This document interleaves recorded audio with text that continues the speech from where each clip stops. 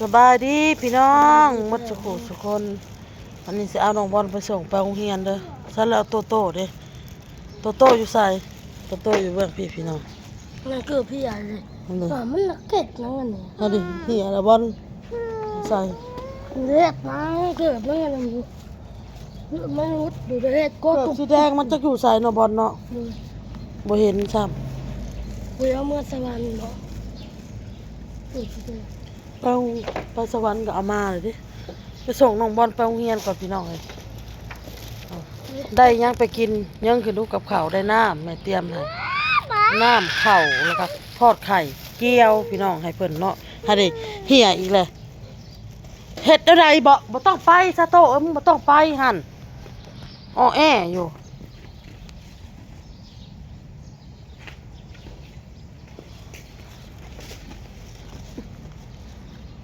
โซ่เนี่ยก็แค่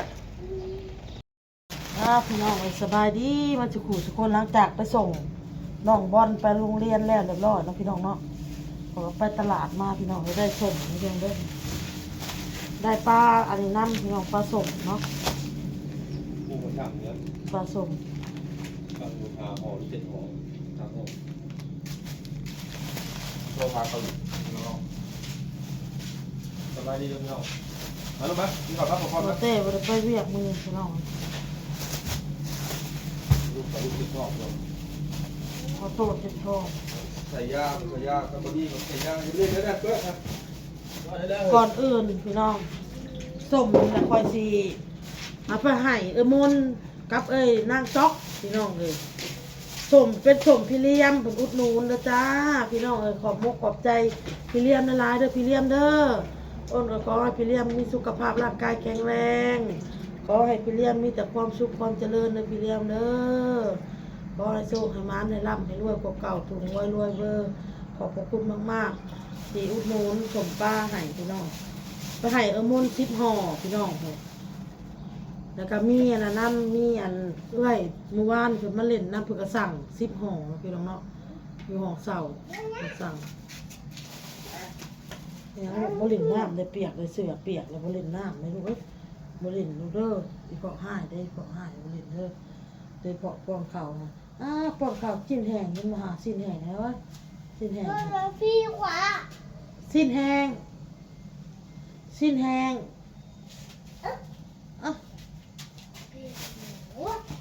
เอาถุงยางมาใส่มาพี่น้อง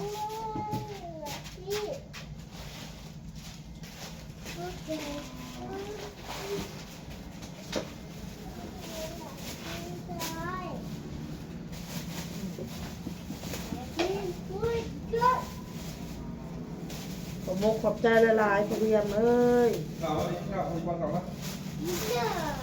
เดี๋ยวอย่าดิเพื่อนเพื่อนนะเพื่อน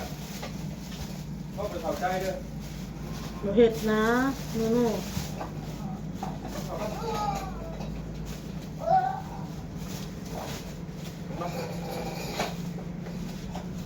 2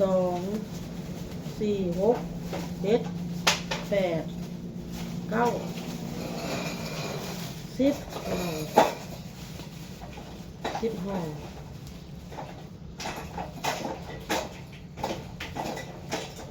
ขอบปะ10 ห่อให้มนถ่ายขอบตรงนี้จิบกล่องลูกขอบป่ะขอบอันนี้บริเพื่อน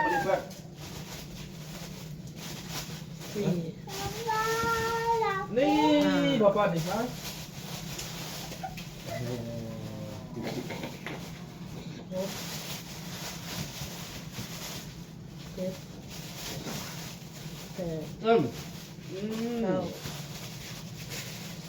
พี่น้องกำไรเขาได้ซื้อข้าวต้มขนมให้ลูก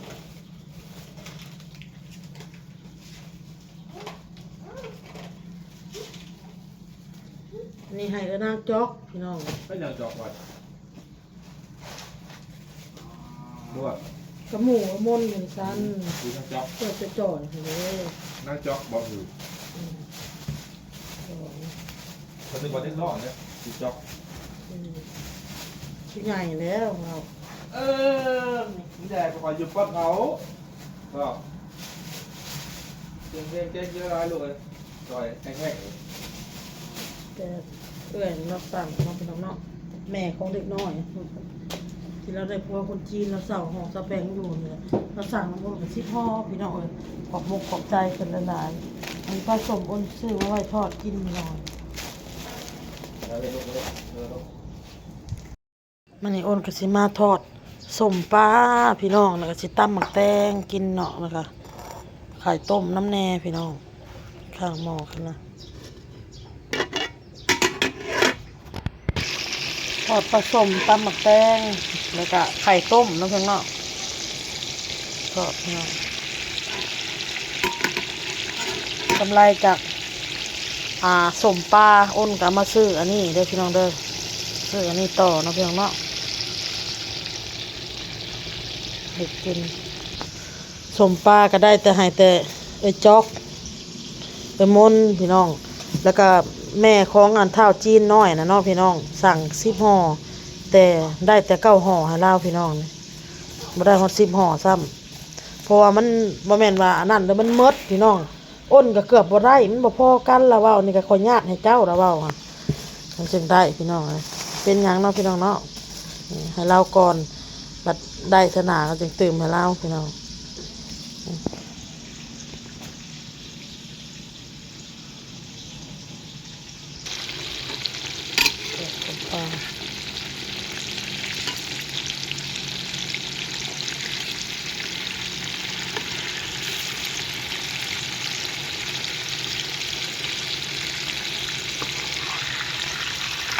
แซ่บได้เลยแซ่บบอกว่าแซ่บก็เลยคือซอยเรา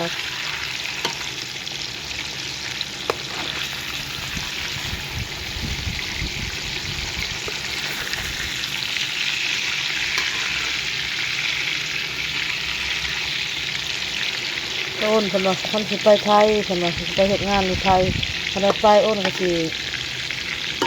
เอาอันซื้อ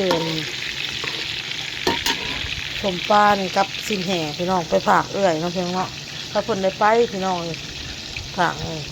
เอื้อยอันหักอยู่ทางไทยพุ่นแหละพี่น้องฝากไปให้เพิ่นมาแล้วพี่น้องต้องพลุออกมาแล้วฝนตกแดดออกนกกระจอกออกหากินชีวิตยังมีความหวัง ป้างะเท่เหย งานแล้วเนาะมันเย็นเด้อลูกเนาะไป สบายดีเนี่ยเฮ้ยสบายดีเนี่ยเฮ้ย บ้านดีหมอกินข้าวร้ายเลย กินข้าวอิ่มแล้วกินข้าวปั้มกันกินยากินนี่พี่น้องเอาโต โอ้กระเป๋า ไข่ต้มข้าวต้มละลายแล้วอ่อนต้ม2 หน่วยเสิร์ฟ2 หน่วยพี่น้อง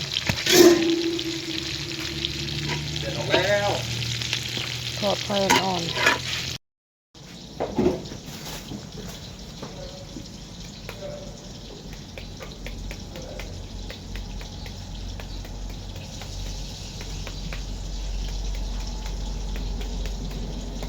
ตำหมักแตงพี่น้องเลย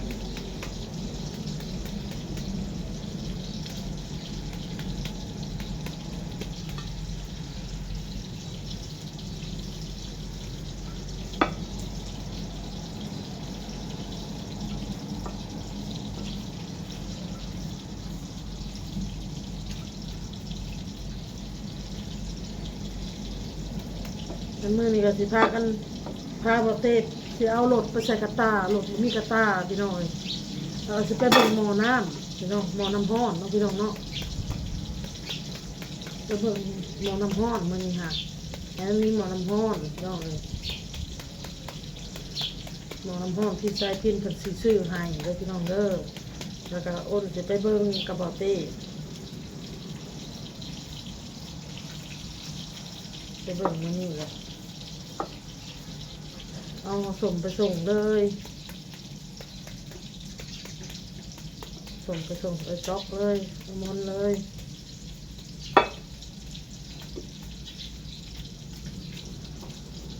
ลงหม้อน้ำร้อนแล้วก็ไปเบิ่งได้น้ำกระเพาะพี่น้องเลยแต่แนวเป็นไม่จีกกับบสบายไปหาหน่อไม้ผัดว่า เลยไปหาในแคมห่วย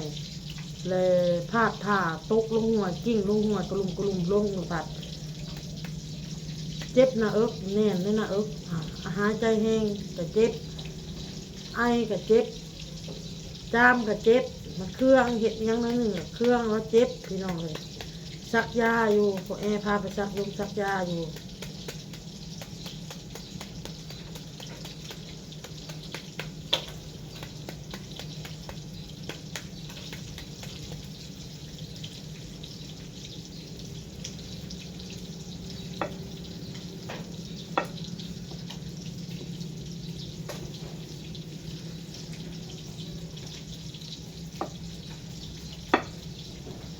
เฮ้ย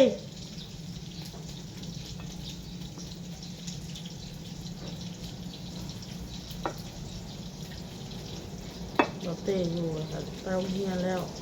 ตอนยังมีบอเต้พี่น้องคอยค่ะบอเต้ไปอยู่กับลูกแล้วพี่น้องเลยน้องบอลเฮ็ดนั่นเฮ็ดนี่ช่วยแม่อยู่กับแม่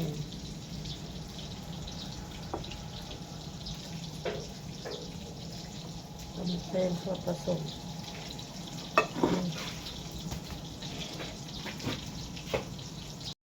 พี่น้องหลังจากกินกับข้าวกับน้ำแล้วเรียบร้อยพี่น้อง